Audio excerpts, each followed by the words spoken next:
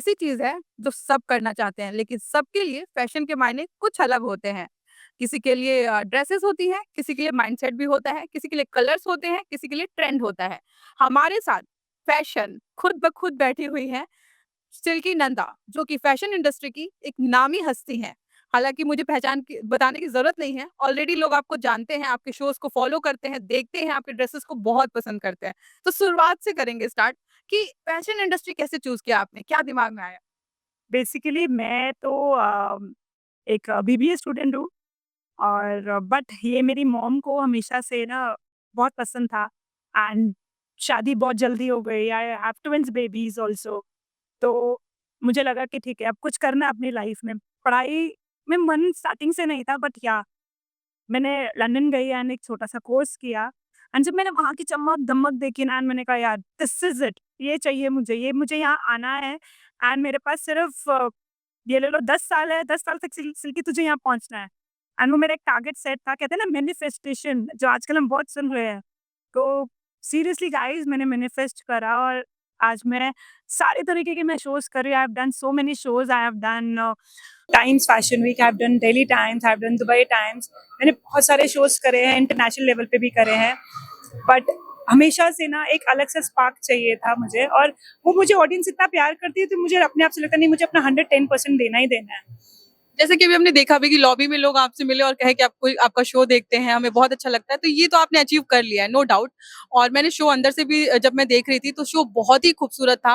और आपकी show stopper थी नुसरत मैम एंड ओपनर थी शिफाली बग्गा, और वो जो आप उन लोगों ने ब्यूटीफुल ड्रेसेस पहने थे वो बहुत सुंदर थी। तो सबसे पहले जब आप किसी के लिए ड्रेस डिजाइन करते हो तो दिमाग में क्या आता है कि ये ड्रेस है, और या फिर उनके लिए आप एकदम, क्योंकि सबको कंफर्टेबल चाहिए, सबका एक रिव्यू था, तो आप कंफर्टेबल ड्रेसेस बनाते हो, तो उसके लिए कहाँ से प्रेरणा मिलती है? बेसिकली प्रेरणा तो यार ऐसा है ना कि खुद को जब हमें लगता है कि यार ये बहुत कंफर्टेबल रहना है, तो ऑब्वियस है कि मॉडल्स को आजकल आप देख रहे हो, इतनी क्रिएटिविटी है इंडस्ट्री में।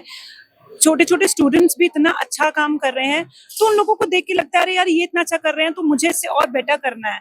तो ये हमेशा मुझे स्टूडेंट से ज़्यादा आजकल प्रेरणा मिलती है। तो मैं आजकल जैसे कॉलेजेस जा रही हूँ, बच्चों को पढ़ाने जा रही हूँ, फैशन शोज़ में जा रही हूँ, तो जब मैं उनके डिज़ाइन्स देखती हूँ तो मेरे को लगता है अरे यार ये इतना बड़ा लेवल इन्होंने एक सेट कर दिया है इंडस्ट्री में कि मुझे लगता है मुझे इससे ऊपर काम करना है।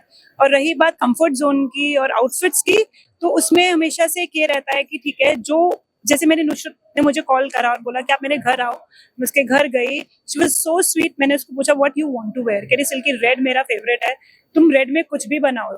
तो मेरे को हमेशा से ये था कि चलो रेड में कुछ बनाते हैं। एंड थीम मेरे को हमेशा से sparkle, glitters was always one मन एक्चुअली मैंने देखा चॉइस। कि सीक्वेंस, गिल्टर और ये सब बहुत ज़्यादा थे।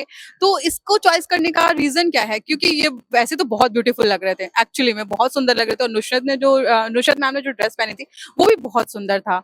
तो इसका एक जो चॉइस है आपका, वो कैसे कि मुझे तो यही ड्रेस बनानी है और इसी फैब्रिक से बनानी है? बेसिकली मैं बहुत ट्रैवल करती हूँ, मैं साल में 3-4 ट्रिप्स मार के मारती हूँ, तो मैं हर जगह का कुछ जो वहाँ का बेस्ट होता है मैं वहाँ से लेकर आती हूँ। तो जब मैंने ये देखा था फैब्रिक और मेरे को जब इसका वेट था, इट वाज लाइक 10-15 केजीज, मुझे नहीं, ये तो मेरे को लेके जाना है। और जैसे ही नुसरत ने बोला रेड, तो मेरे दिमाग में सीधा स्ट्राइक करा कि I have something good for you and I will make a outfit for you. तो यस, और ये हमेशा हाँ, क्लियर रहता है। वो ड्रेस बहुत सुंदर थी, हम लोगों ने देखा, और नुसरत के ऊपर भी बहुत अच्छी लग रही थी। हालाँकि मैं आपसे जानना चाहती हूँ कि जैसे अगर जो नए लोग हैं फैशन इंडस्ट्री में आना चाहते हैं, उनके लिए आपकी टिप्स क्या हैं? बेसिकली मैं उनको एक ही टिप्स दूंगी कि guys don't follow this social media, इतना मत फॉलो करो, आप अपने अंदर से क्रिएटिविटी निकालो। आजकल के बच्चे हैं जो इंस्टाग्राम पे चल रहा है वो बनाना है, उसको कॉपी करना भी। जैसे देखो नैन्सी नैन्सी त्यागी, अगर हम उसको देख रहे हैं तो she has done such a good great job. छोटे से घर में रहकर भी आज वो इतना नाम कमा रही है बिकॉज उसने अपनी क्रिएटिविटी शो करी है, राइट? चाहे उसने इंस्टा से पिक्चर्स निकाली, गाउन्स बनाए, बट उसने अपनी क्रिएटिविटी उसके अंदर डाली। तो दैट आई वांट टू से टू दिस जनरेशन कि आप अपनी क्रिएटिविटी लेकर आओ। पिंटरेस्ट, इंस्टाग्राम में तो जो सब देख रहे हैं वो सबके पास है, आपका टच चाहिए। जो फैशन इंडस्ट्री है, इसमें जो टेक्नोलॉजी का रोल है, वो क्या है? टेक्नोलॉजी का रोल बहुत ज्यादा है फैशन इंडस्ट्री में। आप देखो कि फैशन इंडस्ट्री का इतना बूम आया है मार्केट में कि पहले नहीं था। आज की डेट में अगर हम बात करें जेनजीज जो जनरेशन है, तो आप वो पूरा टाइम फोन पे रहते हैं। तो technology is very very very touched with this. और फैशन के मामले में अगर आज हम जैसे शो कर रहे हैं, हमने डेली टाइम्स किया, तो ये सब मीडिया के लिए हो रहा है, right? Because people are seeing in the technology. अगर टेक्नोलॉजी नहीं होगी तो शोज नहीं होंगे।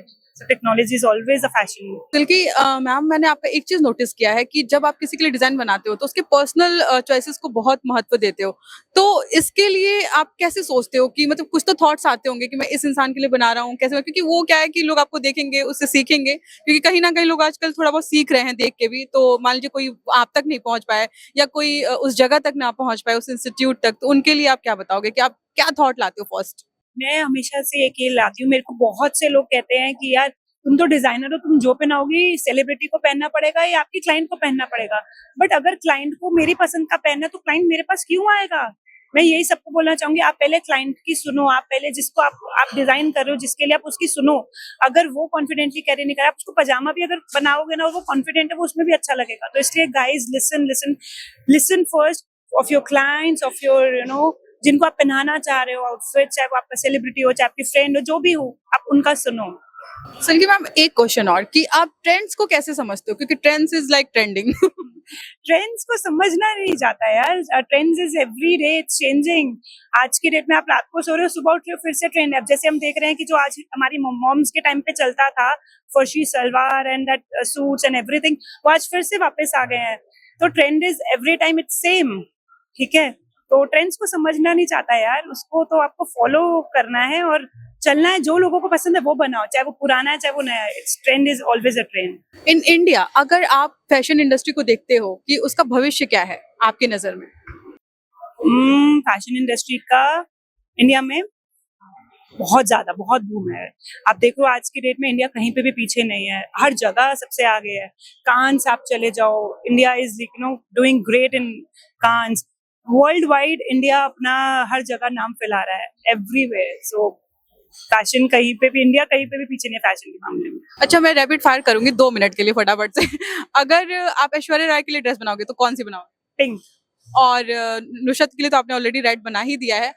थर्ड इज कि अगर आप जानवी कपूर के लिए बनाते हो, क्योंकि she is also black. Black. और अनन्या पांडे के लिए?